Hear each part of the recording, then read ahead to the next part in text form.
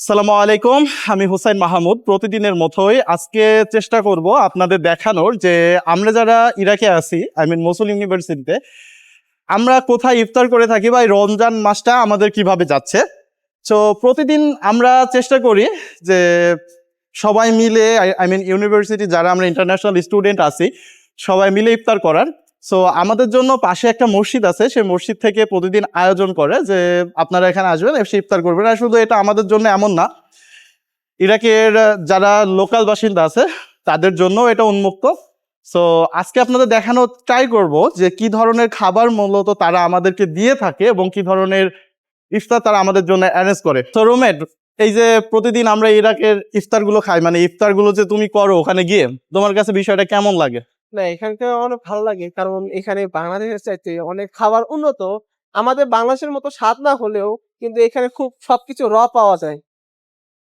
এখানে মনে করেন আমরা বাংলাদেশে কোনো কিছু খাইলে মসলা টসলা দিয়ে খাই, কিন্তু এখানে কোনো মসলা নাই, ডিরেক্ট একবারে আপনাকে সিদ্ধ করে। আর আরেকটা বিষয় খেয়াল করছো যে যখনই দেখি যে ইরাকিয়ানরা যারা লোকাল পার্সন আছে তারা কিন্তু আসে আর সবাই কিন্তু অল্প অল্প করে খাবার নিয়ে আসে।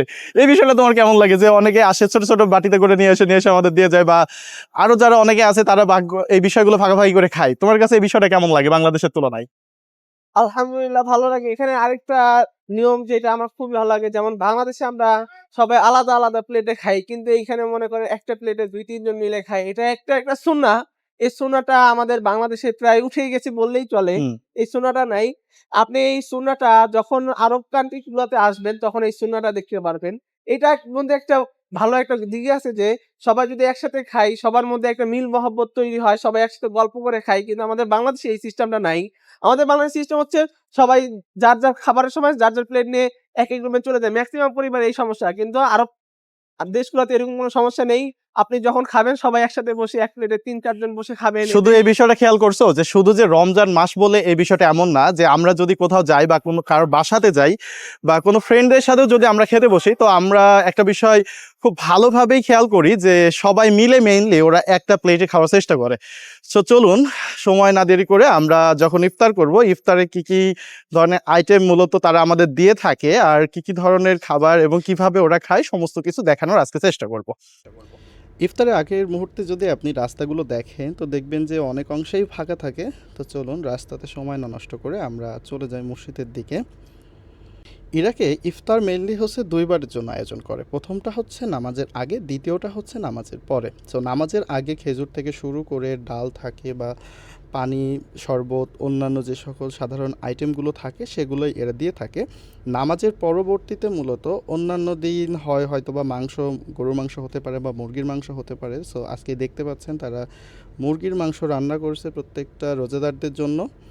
প্রতিদিন তারা এইভাবেই প্লেটগুলো সাজিয়ে রাখে। এখানে 2 জনের খাবার আছে। সো চাইলে আপনি এক্সট্রা মাংস নিতে পারবেন বা রাইস নিতে পারবেন। সো এভাবেই চলতেছে আমাদের রোজার দিনগুলো। ওদিকে আমার বন্ধু বসে আছে। খাবার দাবার এখানে এভাবেই চলে। আর এখানে মেইনলি যাদেরকে দেখতেছেন সবাই আউট অফ কান্ট্রির স্টুডেন্ট। আমরা সবাই একসাথেই বসি এবং একসাথে খাবার চেষ্টা করি। সো ভাই, আজকের খাবারটা মেইনলি কেমন ছিল বলেন? বাঙালি হিসাবে আপনার ইরাকিয়ান খাবার কেমন লাগে? ইরাকি খাবার তো অনেক সুস্বাদু। আমি তো আমার নিজের খাবার ভুলে গেছি। তো এখানকার খাবারই এখন আমি আপনি তো কন্টিনিউ মিয়া বাঙালি হিসেবে বেইমান, বুঝছেন? বাংলাদেশের খাবার ভুলে গেলেন। আর 2 দিন পর দেখবেন যে বাংলাদেশী ভুলে গেছেন। বিষয়টা কেমন হয়ে গেল না ভাই? না। এটাই নিয়ম। ঠিক আছে? আমি যে জায়গায় যাবো সেই জায়গায় আমাকে অ্যাডপ্ট করতে হবে না? অবশ্যই। তো সেক্ষেত্রে আমাকে এই খাবারই খাওয়া উচিত। সো এখানকার মেইনলি আপনার পরিবেশটা কেমন লাগলো? যে খাবার-টাবার দিক থেকে শুরু করে ইফতারের আয়োজন থেকে শুরু করে সবগুলো আপনার কেমন লাগে? সব মিলিয়ে বললে আলহামদুলিল্লাহ। কারণ আমরা যেহেতু মুসলিম দেশে আছি, সো এখানকার যে কালচার হুম। সেটা আমাদের কালচারের সাথে মোটামুটি মিলে যায়। আর হচ্ছে এইখানকার যে মানুষ আর হচ্ছে সিস্টেম এটা হুম। আসলে অনেক ভালো। আর পরিবেশ তো আলহামদুলিল্লাহ সব দিক দিয়েই পরিপাটি চকচকা। হুম। আর ওভারঅল ইফতারের যে ব্যাপারটা, বিশেষ করে রামাদান মাস আসলে হুম। তখন তো আমাদের একটা আমেজের মধ্যেই থাকি আমরা। এখানে সবার প্রতি যে সবার যে সহানুভূতি, তারপরে ভ্রাতৃত্ব সেটা আসলে আমরা দেখতে পাই এখান থেকে। তবে আপনি একটা বিষয় খেয়াল করছেন? আমরা এজ এ বাঙালি হিসেবে বা ফরেনার হিসাবে এখানে অনেক ফরেনার আছে। যেমন সুদানিস্ট আছে, নাইজেরিয়ান আছে বা ইয়েমেনি আছে। অন্যান্য যদি আপনি দেখেন হুম। যে আরো ৫-৭ টা কান্ট্রির স্টুডেন্ট আছে মেইনলি। সো আমরা প্রায় সবাই তো একসাথে আমরা ইফতার করি। সো আমরা যখন ইফতার করি দেখছেন যে যারা মেইনলি ইরাকিয়ান তারাও কিন্তু আমাদের সাথে খুব ভালোভাবে মিশে যায়। এই বিষয়টা আপনার কাছে কতটুকু ভালো লাগে? এই বিষয়টাই ইসলামের এই বিষয়টাই সেই সৌন্দর্য, ঠিক আছে? যে রামাদান আসে, রামাদান ছাড়াও এখানকার যে মানুষ আসলে খুবই কম। আমি আসলে বিরল যে এখানকার মানুষগুলো এত ভালো, মানে বলার মতো না। মানে ফ্রড প্রতারক মানুষ সংখ্যা খুবই কম, যেটা আমরা দেখি না, না বুঝি না, ঠিক আছে? তো এখানে আসলে এই যে আমরা ইফতার করি, আমরা তারাও কিন্তু আমাদের সাথে ইফতার করতেছে, বসে একসাথে খাচ্ছে, তারপরে আমাদেরকে অগ্রাধিকার দিচ্ছে সব ক্ষেত্রে। এই বিষয়টাগুলো কিন্তু আর খুব বিশেষ করে interesting। আমার একটা বিষয় মেনশন না করলেই না, যে আমরা যখন খেতে বসি তখন কিন্তু এক প্লেটে 2 থেকে 3 জন বসি। হুম। সো আপনি খেয়াল করে দেখছেন যে মনে করেন যে এক প্লেটে আমরা বাঙালি একজন বসে আছি বা 2 জন বসে আছি, তাৎক্ষণিক একজন ইরাকিয়ান ভাই এসে কথা বলে এবং সে আমাদের সাথে বসে পড়ে খেতে। এই বিষয়টা আপনার কেমন মজা লাগে বলেন, কতটুকু ভালো লাগে? ইন্টারেস্টিং যে হ্যাঁ, ওদের মধ্যে কোনো রেসিস্ট নাই, ঠিক আছে? ওদের মধ্যে কোনো রেসিজম নাই, এটা একটা ভালো দিক। যে আমরা অনেক দেশ থেকে আসছি, ফরেনার, সো ওদের সাথে বসে খাওয়া যাবে না, বা ওদের গায়ের রং অন্যরকম। সো এই বিষয়টা ওদের মধ্যে নাই। ওদের মধ্যে যে বিষয়টা আছে, মানুষ মুসলিম, এটাই হুম। সিম্পল। So, আজকের খাবার কেমন ছিল সর্বশেষ বলবেন? আমি তো জানি রুমমেট তুমি কিন্তু বেশি খাইছো, হ্যাঁ? না, না, আমি শুনেন, একটা বিষয় যাই করেন না কেন, এটা নিশ্চিত থাকবেন যে রায়হান খাবেই। রায়হানের কোনো সমস্যা নাই, বুঝছেন? বুঝছেন, আমরা তো আজকে মনে করেন আমার প্লেট আজকে 2 জন বসে, আজকে মানুষ এমনিতে কম ছিল যেহেতু আজকে জুম্মা দিন, আজকে শুক্রবার হিসাবে সবাই চায় তার ফ্যামিলির সাথে ইফতারটা করুক। তবে রায়হান এক প্লেটে একলাই বসে গেছে, বুঝছেন? এই বিষয়টা আপনার কেমন লাগছে আপনি বলেন। রায়হান তো সবসময় কূপ মারার চেষ্টায় থাকে, সে যোগ্য আসলে সঠিক জায়গায় কূপ মারে, এটা দরকার আছে অবশ্যই। সে বিবাহিত পারসন, তার জন্য এটা দরকার। ওকে, সো রায়হান, আমার তোমার কাছে একটা কোশ্চেন, বুঝছো? আজকের খাবার কতটুকু খাইছো সত্য বলবো, টু বি অনেস্ট। এক প্লেট খেয়েছি, বেশি খাই নাই। ভাই ওটা এক প্লেট 3 জনে ছিল, এটা মানতে হবে তোমাকে। তুমি যদি বাঙালিদের বলো যে ভাই আমি এক প্লেট খেয়েছি, তাহলে বাঙালিরা হয়তো মনে করবে হয়তো ভাই একটা প্লেটই খাইছে অল্প করে, বাট ওটা 3 জনের প্লেট ছিল, এটা তোমাকে বিশ্বাস করতে হবে, তাই না? বেশি খাই নাই, একটা প্লেট খাইছি, একটা মুরগির অর্ধেক খেয়েছি, এতটুকুই।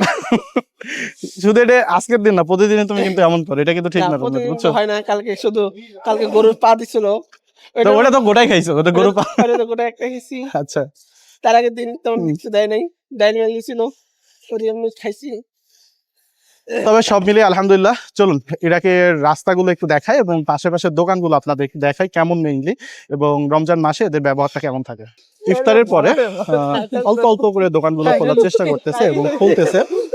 এরা মেইনলি রমজানের সময়টা ঠিক ইফতারের টাইমটুকু এবং নামাজের টাইমটুকু সবসময় দোকান বন্ধ রাখে। এবং রাস্তা যদি দেখেন, রাস্তাতে তেমন একটা গাড়ি ঘোড়াও থাকে না, সবাই তার ফ্যামিলির সাথে অথবা যৌথভাবে ইফতারের আয়োজন করে এবং তারা সেখানে ইফতার করে।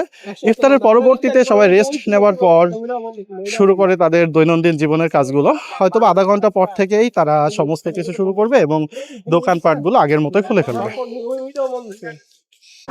সো নামাজ পর আমরা আসলাম খেয়ে দেয়া। সো নামাজ পর আচ্ছা, এখানে ভিডিও আমরা দিয়ে দেবেন, তাই না? এই ভয়েস দিয়ে দেবো, যাই দেবো।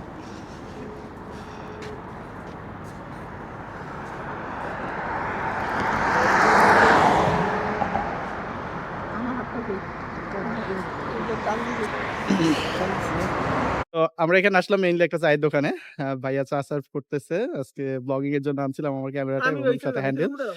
সো আমার রুমমেট আসার পরে সবসময় একটা কথাই বলে যে আমার দুধ চা লাগবে, বাট কেন আমি জানি না, ওর দুধ চা খুব পছন্দ, বাট এখানে একটা বড় প্রবলেম, দুধ চা পাওয়া যায় না।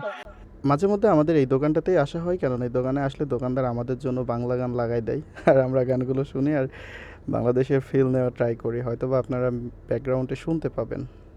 এটা হচ্ছে আমির ভাই, আমার সব থেকে ফেভারিট একজন পার্সন, আর বলা যেতে পারে বাংলাদেশ থেকে one of the king, European king. So ছোট্ট একটা দোকান, ভালোবাসা অবিরাম। আর আমাদের প্রকৃতির জন্য বা প্রকৃতির মাঝে এই যে খোলা পরিবেশে এত সুন্দর একটা প্লেসে চা খেতে পারা, বা বিদেশের মাটিতে এসে এই সমস্ত জায়গাতে চা খাওয়ার জন্য সত্যি কথা আমাদের কাছে খুবই ভালো লাগে। চায়ের দোকান থেকে আমরা আসলাম আমাদের এই দিকটাতে, আই মিন ইউনিভার্সিটির দিকটাতে। সো এখন আমরা বাসার দিকে যাচ্ছি। হয়তোবা আপনার এই রাস্তাটা খুব ভালো করেই চিনেন, অনেক ভিডিওতে আমার এই রাস্তাটা দেখছেন। এখান থেকে 2 মিনিট লাগবে আমার ইউনিভার্সিটিতে যেতে। আমির ভাই এবং আমার বন্ধু রায়হান তারা আমার আগে আগে হাঁটতেছে। সো এখানকার চা দোকানগুলো কেমন হয় যে বাংলাদেশের তুলনায় একটু এক্সপেন্সিভ, কারণ এখানকার সর্বোচ্চ কম নোটটি, আই মিন সব থেকে ছোট নোটটি হচ্ছে রুবা রুবা মিন্স হচ্ছে 25 টাকা। তাহলে কোনো সো আপনি যেটাই খান না কেন, সে আপনি চা খাচ্ছেন সেটাতে 25 টাকায় আপনাকে পে করা লাগবে। বাট টাকা থেকেও যে আনন্দটা আমরা মেইনলি তাদের সাথে করি বা তাদের সাথে যে কমিউনিকেশনটা আমরা রাখি, এটার দামটা অনেক।